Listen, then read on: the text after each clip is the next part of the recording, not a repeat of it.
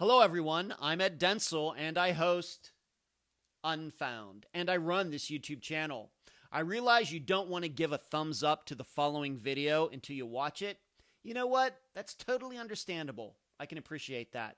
But what you can do right now is subscribe to this channel. The button is right there. Thanks. Hello, everyone, and welcome again to the Unfound podcast channel on YouTube. I am Unfound's host, Ed Densel. This is just a very short video connected to the Harry Milligan episode. Just wanted to show you what we're talking about, what Mark was talking about, how close these two locations are, and also to show you that although I think over the last year in particular, for example, with Adventures with Purpose, them finding so many missing people in their vehicles, in bodies of water whether it's a lake or a river, it's two probably the most common, that here we have a situation where we have a person and a car missing, and really there's no bodies of water to point out. Although I am going to point out the particular one that Mark mentioned in his interview, but that was searched since 1984. So here we have, of course, right down here, here's Elbia. And you can kind of see that's a city area right there. You can see the houses and buildings. You can tell that's not regular grass or regular terrain right there. And then you can see up here in the right-hand corner how small Avery is, population of about 300. This is where Harry was living. Of course, he was home from school during the summer. This is where he grew up.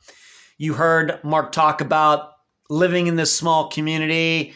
The most popular thing to do was to drive over here to Elbia to hang out. More populated area, more people, more things to do. See right here in the middle of the screen, 6.7 miles from Avery to Elbia.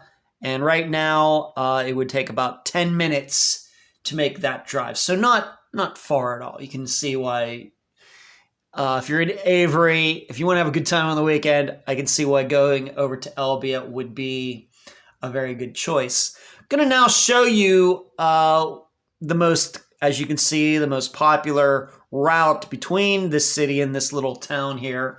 And that's that blue line. And I'm going to show you how it's not really a lot of places to search. That, of course, is taking for granted that Harry actually went this direction. Of course, if he was drinking and driving, then it's very possible he thought he was going to Avery, but instead, just to zoom out, maybe he was going in an opposite direction. Maybe he was going to Heightman or Georgetown or Melrose or Lovelia or Hamilton.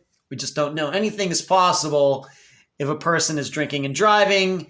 We know that oftentimes when we hear about these wrecks of wrong-way drivers on highways, most of the time those people are drinking and driving, and they don't even realize they're going the opposite direction until it's too late.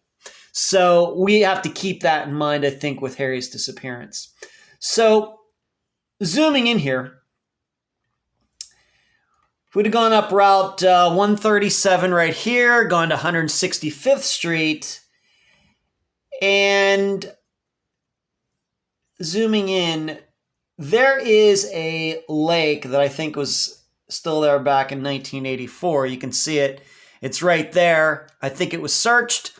If he went up here and didn't make the turn, kept going straight, certainly believable that he could have gone into that body of water. But also, I think that what Mark said is, at least at the time, there was a fence around it. And of course, he went into the water. He would have had to have gone through that fence. So we start going over this direction. And you can just see there are no rivers out in this part of Iowa. Maybe we have a little something right here. That is also,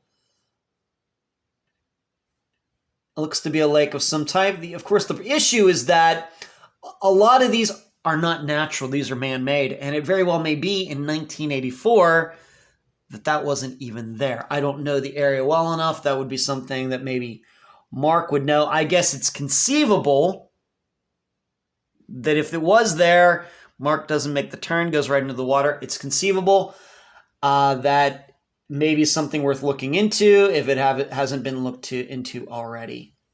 So we go up this direction. Now we're going north, and now we're going to be turning to the east once again. Once again, you're not seeing a lot of bodies of water, at least in 2022 terms. I think this satellite picture is somewhat new. Just don't know what this place looked like in 1984, but maybe we have a place right here. Here's a pond with some moss on it. That catches my attention because that was the reason that Esther Westenbarger was not found for so long, because her car had gone into a pond, a retention pond with scum on the top of it. And as soon as they cleared that off, her car was found. Something to think about. Once again, what was the exact situation in 1984? We don't know. And so there's Avery. You can see that's all the bigger Avery is. Very, very small.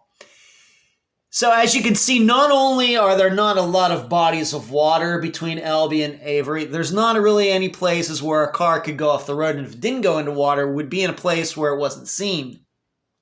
Unlike maybe Audrey Herron's disappearance that we covered at the end of 2021, where she was driving a longer distance, a lot more woods, forest trees, going off into the weeds of a road, overgrown grass or something, would be much higher odds, much better odds in her situation than it would be, I think, with Harry Milligan's, given what this area looks like.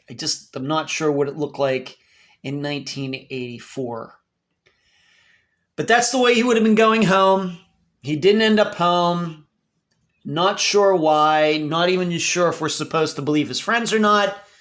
But in general, their story is that, yep, he was going out of town and he was heading in the direction of home and never made it there.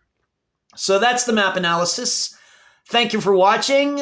Please subscribe to this channel. And if you could, give this video a thumbs up. See ya.